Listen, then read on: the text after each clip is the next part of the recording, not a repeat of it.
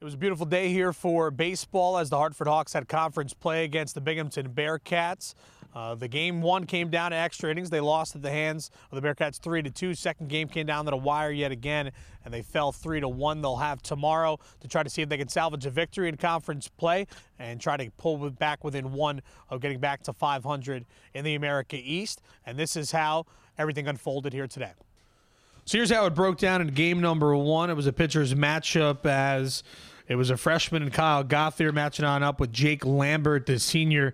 And it was a pitcher's matchup through 6 innings with Jake Lambert for the Binghamton Bearcats striking out 9, going 7 1/3 innings of work. And then Kyle Gothier going 7 1/3 innings of work, allowing 9 hits and 3 runs. They were earned, walked 1, and struck out 2. He backed himself into a corner a couple times, but was able to get on out. Binghamton scored 2 runs in the top half of the inning, and then you thought things were over because they were just playing 7 innings in game number 1, and the Hawks able to respond in the bottom half of the inning, and they got RBI singles by Cristel Debbio and Billy Walker tying the ball game up.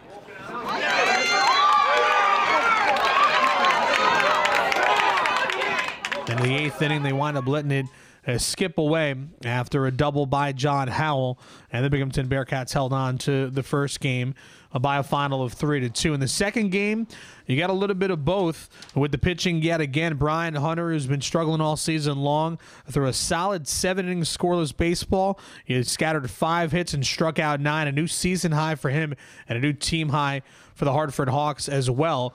And with that counterpart, I guess Jack Rogala had to throw a good outing as well, as he had 7 innings, scattered 4 hits, allowed 1 run, it was earned, walked none, and struck out 2.